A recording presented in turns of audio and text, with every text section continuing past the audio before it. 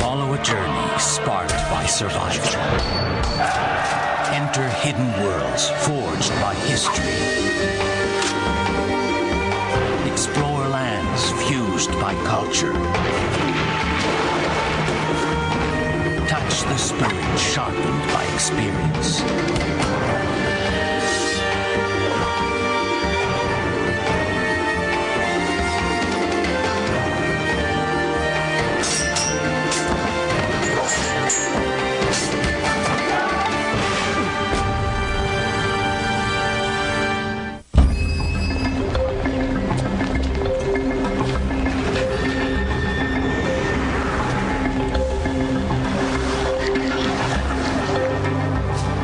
Japan.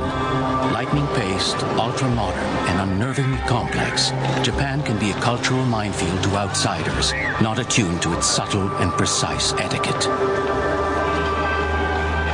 A martial artist with over 25 years of experience, Josette Normandeau has come to Japan to go to the core of Aikido at its birthplace. Created in the early 20th century, Aikido is a strictly defensive, empty-handed martial art. The Aikidoist can never attack because his art contains no attacking moves. Instead, the Aikidoist uses their attacker's strength and momentum against them. The harder they come, the harder they fall.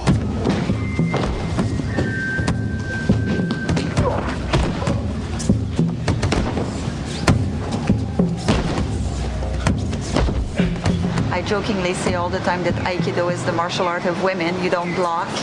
So it's a very nice and elegant way, but very efficient way of practicing a martial art.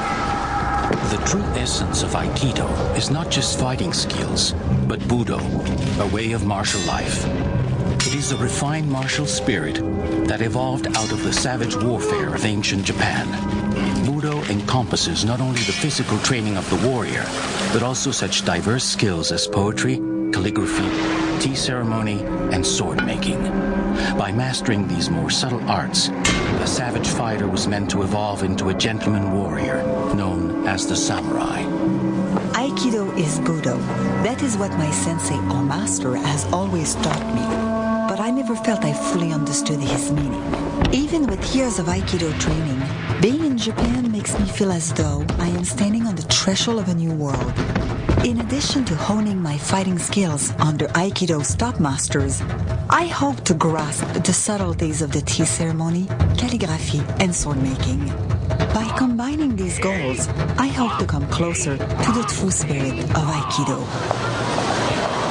Josette's first destination, Hombu, Aikido's headquarters and most sacred dojo, or training hall. Before she can train under the top senseis, Josette needs to learn more about the intransigent Japanese code of etiquette. This code is taken very seriously. In Aikido, it is said, etiquette begins and ends with every class. As I step onto the tatami, etiquette dictates that I bow to O-Sensei, the founder of Aikido.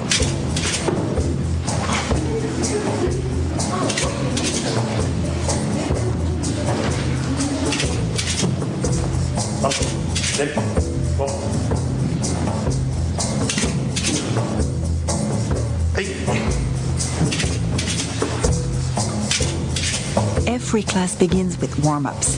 Fist, loosening the joints, ankles, wrist, neck. Then, rocking on your backs to get ready to take the upcoming falls. Out of consideration for others, students are expected to wear a clean white uniform, a gi. Black belts add a hakama, a samurai pant skirt, over their gi.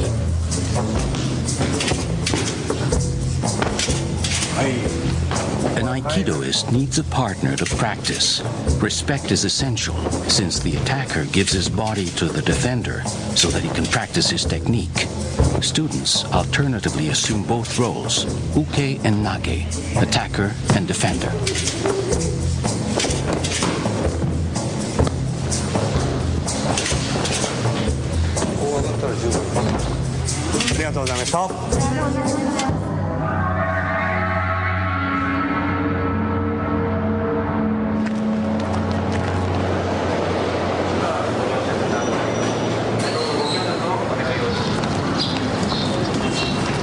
Josette is with Guillermo Crispo, an Argentinian Aikidoist whom she met in Montreal.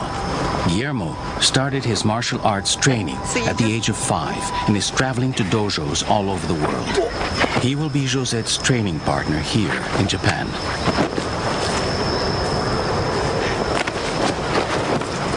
Josette and Guillermo start training with weapons in preparation for their meeting with strict Aikido master Saito Sensei. They're hoping to be accepted as live-in students, and they want to be ready for the highly disciplined dojo and the sensei's extreme military-style weapons training. O-Sensei created Aikido as an empty-handed method of defending against sword attacks. Training with weapons helps the Aikidoist develop a keen sense of timing. Yeah. The boken, a wooden sword, reproduces the weight and shape of the katana, the traditional Japanese sword.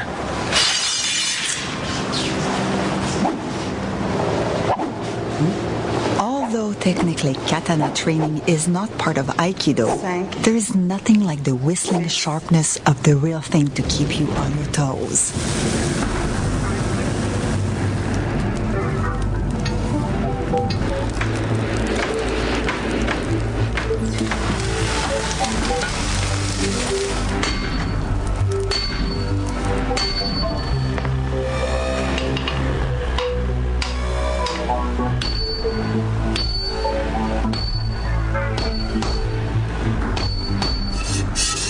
Descended from a family of craftsmen that goes back 10 generations, Yoshindo Yoshihara is one of Japan's last traditional sword makers. In ancient times, the art of sword making was considered Budo.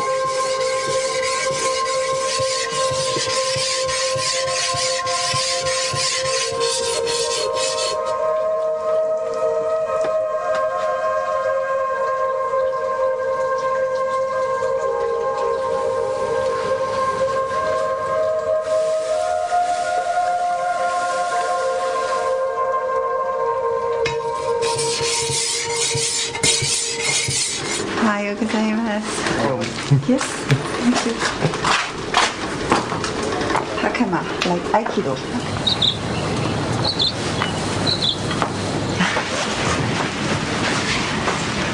Sensei,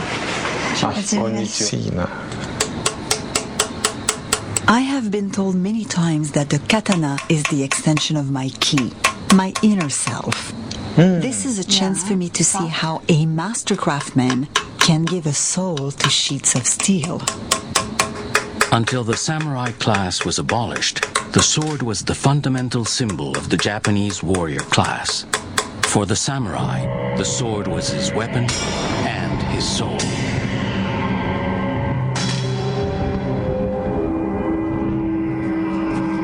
This pageant at Nikko Edomura features the story of the blind swordsman saving enslaved women from their captors. From the 12th to the 19th centuries, the samurai were the exalted professional soldiers in the private armies of Japan's rival warlords, or shoguns. By the end of the 19th century, Japan had been united under the Emperor Meiji, and the samurai class was almost extinct, but the spirit of Budo lived on.